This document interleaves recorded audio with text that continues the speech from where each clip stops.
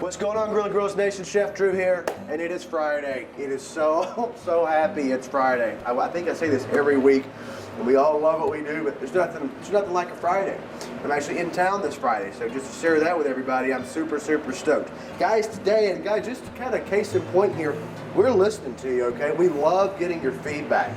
So some of the feedback that I got this past week coming into this Friday's shoot, or our live shoot, I should say, is lamb. So we're going to do reverse sear rack of lamb, nice and easy coming into the weekend. And I can't promise this across the entire U.S. where you might be watching, but I know here in Michigan lamb is on sale right now. And when things are so expensive, this is a great item to have. Okay, it's very rare it's on sale. It is at least around here. So if you're close, just something to think about. Also, next week, guys, next Friday, we're going to be doing some.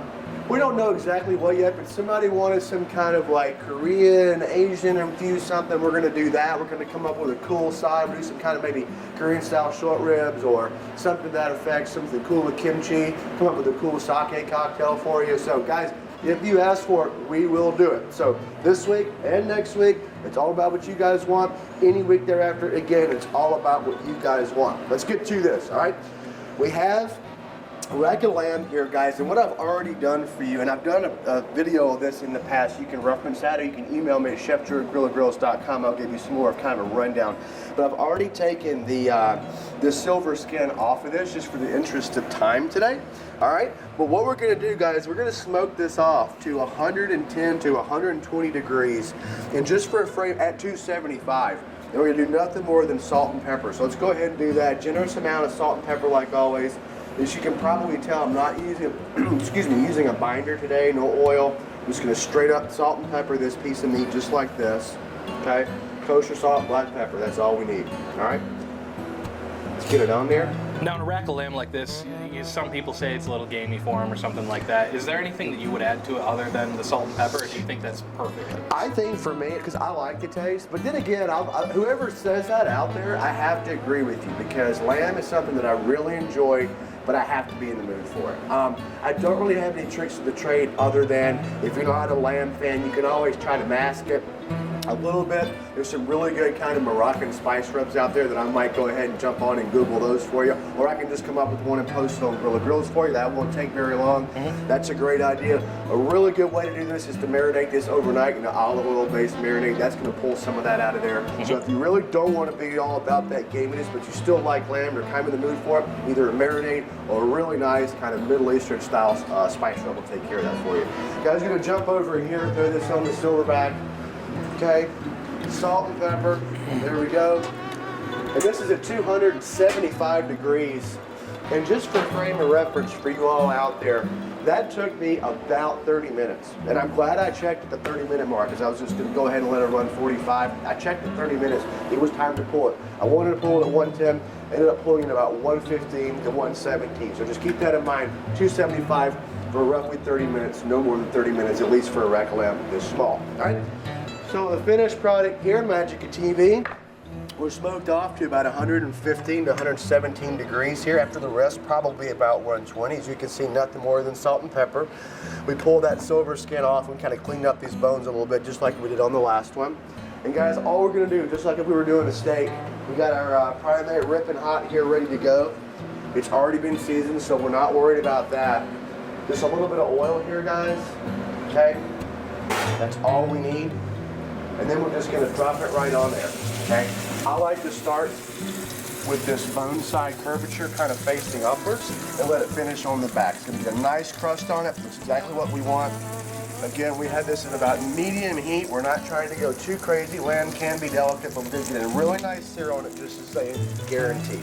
And the primate also cranks out a ridiculous amount of heat, so you might not want to fire it all the way up. I have to tell you, you need some sears with it. And I tell people that, it's not a bad thing, but that primate gets ripping hot, and I've learned kind of how to, where my sweet spot is with it. But for this one here, guys, about medium, even maybe in this case, and we can see almost medium low heat, it's going to get it perfect, all right? Next thing we're going to do, guys, this is a very, very simple dish today. And of course, it's Friday. We have cocktails. We're going to be doing a brown sugar, old-fashioned. Love it. We're going to put our own little twist on it, as we always do here at Grilla Grills, but we'll get there. All right, first things first, going to make some mashed potatoes. All right, Simple recipe for mashed potatoes. Lamb and mashed potatoes go very well. Lamb and mushrooms go extremely well. So what we're gonna do is we're gonna make truffle mashed potatoes. We're gonna put our mushrooms into our mashed potatoes, and we're gonna make it super simple, okay? This stuff, truffle oil, this happens to be a really good one. Love these guys, but also truffle oil used to be super hard to find, and one of my commitments to you guys out there, Grill Nation, is to not to use anything that you can't easily find. Truffle oil has become exceedingly easy to find, okay? You can look in your international food section, you can look by the pasta, okay, believe it or not, because it's kind of synonymous with Italy, and you can look by your olive oil. I guarantee you in your average grocery store in this day and age, you will find some truffle oil, okay? So let's get started. First thing we're gonna do here is we can kind of zoom in. And guys, I trust you out there. All we did is boil off some Yukon potatoes with the skin on. I know I don't need to show you that, okay? This is not rocket science, and we're just gonna make a very simple version of mashed potatoes, okay? I have 1 stick of melted butter. Let me go straight in, all right? I'm from the South. Nobody said your cardiologist is gonna like me, guys. Okay, a little bit of heavy cream, all right? In your recipe, I call for about 1/8 of a cup. You can go plus or minus that, all depends on you. And then we do a little sour cream as well. This part is completely optional, okay? I think it works really well with the truffle, but it's totally up to you, all right? Nice little spoonful, just like that. I'm gonna go ahead and look over here really quick, like, see how this is doing. We may or may not be ready to turn it, but I am gonna check it. Oh yeah, no, that's gorgeous. That's exactly what we want, that nice crust on the outside. And remember, I kind of got a little overzealous and let it go a little bit too long, so I'm going to overcompensate, or I'm going to have to undercompensate for that on this flat top here. Just give it a nice quick sear and yank it so we don't overcook it.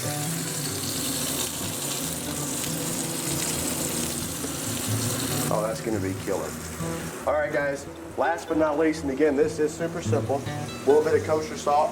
And when I boil potatoes, guys, I always put a generous amount of salt in the water, so I'm not going to oversalt this right now. And then freshly ground pepper, all right? You're gonna see a lot of recipes when you're using a white truffle oil like this, they call for white or finely ground white pepper, and that's fine, totally cool. I personally steer clear from it because I think that it's got too much of kind of almost like a, not smoky, but just kind of a little funky flavor that I don't like. I think white pepper is the way to go across the board. All right, guys, and we're just getting in there. Mashed potatoes, we've all made these 1,000 times. I'm not putting any cheese in there, as you can see. We're keeping this recipe nice and easy. It's all about the dairy. And I like mine left a little bit chunky. I like the skin on. If you don't like it that way, no problem whatsoever. Don't sweat it. All we gotta do, guys, super simple like, just peel it, okay?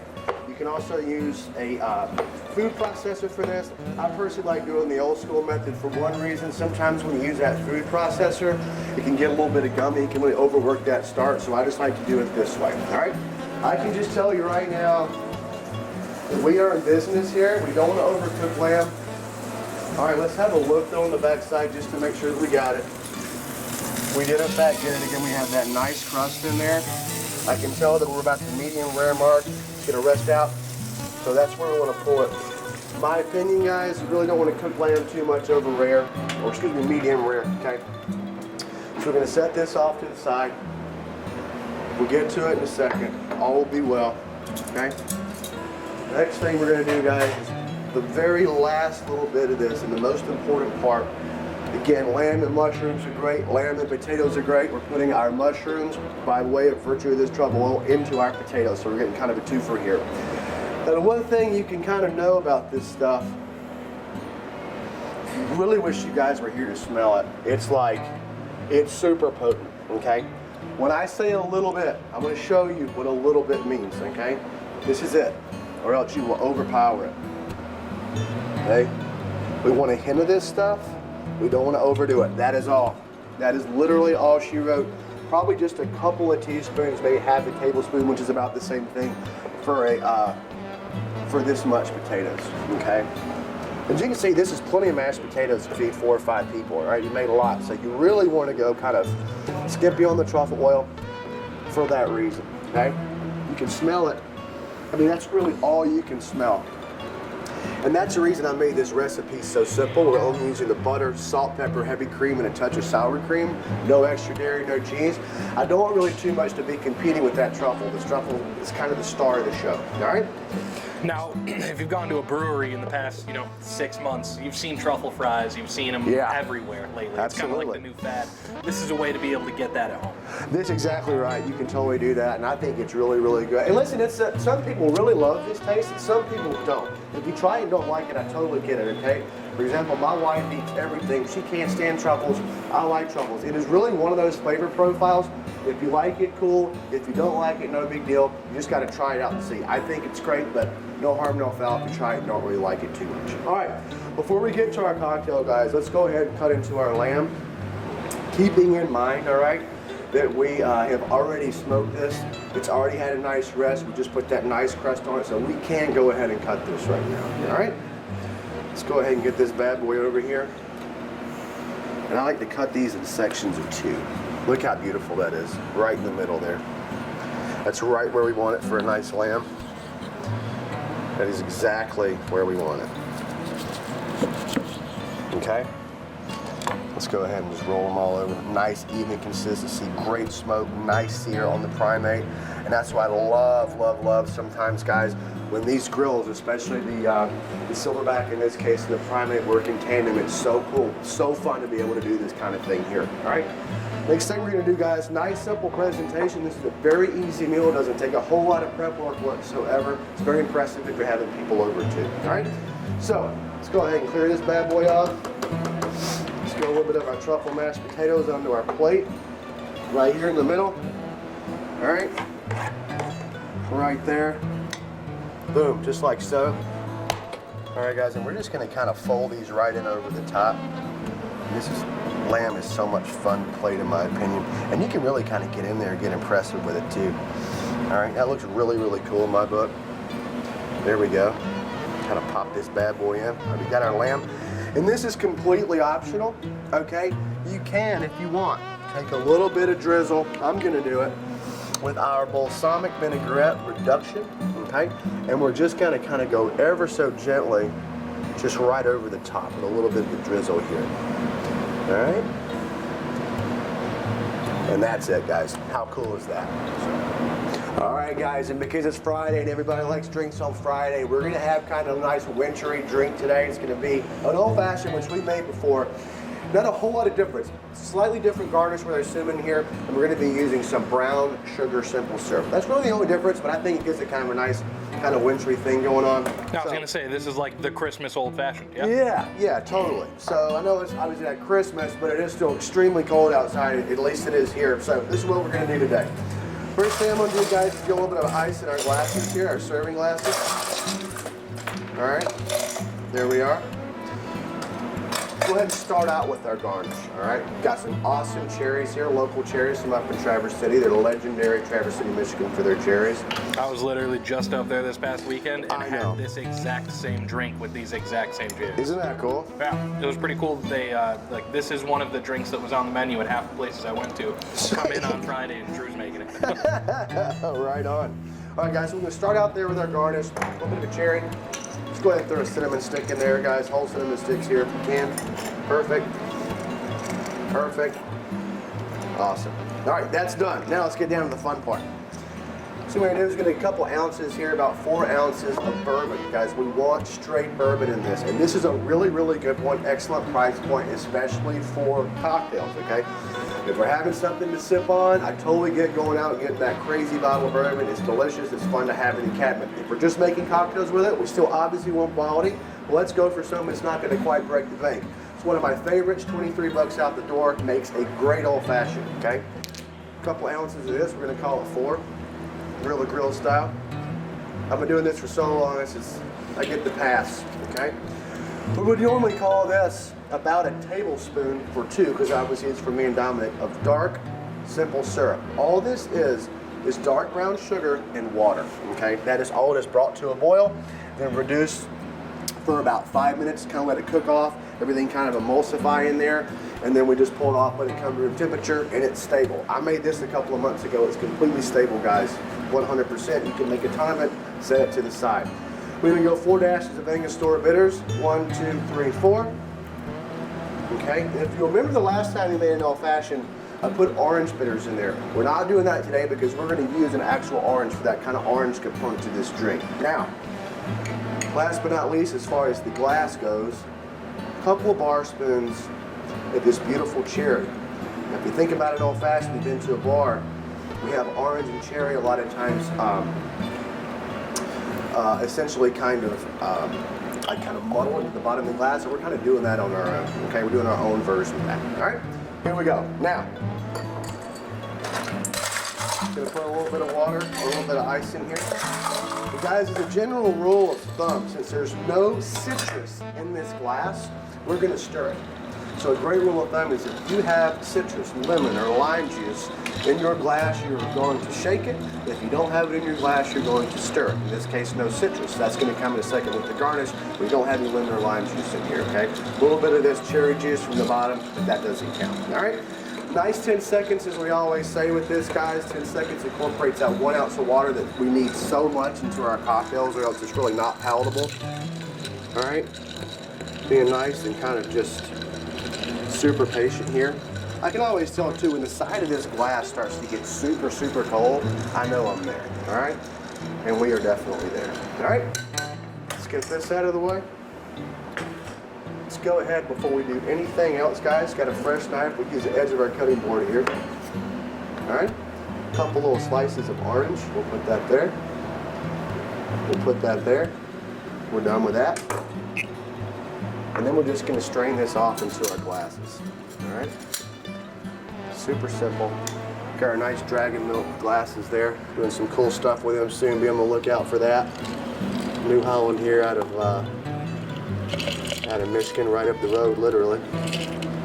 And that's exactly what we want, guys. And now that last piece of the puzzle, the thing that really makes this an old-fashioned is our orange. Obviously our orange is not in there yet, but it's about to be. So we have our cut right off here. Get our essential oils in there. Okay, you can see it like one more time on this. You can literally watch them spray in. See that? Kind of rub that around a little bit. And there we go. Cheers, brother. All right, see how we did. Oh, we did just fine. Mm-hmm. Nice and balanced, really good. That's one of my favorite drinks right there, man. That's so good. All right, guys, so there we are. Okay, we got our lamb, we got our truffle mashed potatoes. Very few ingredients. Again, if you're at least in this part of the country right now, lamb is on sale, so a great time to try this dish out. We have our winner, brown sugar old fashioned.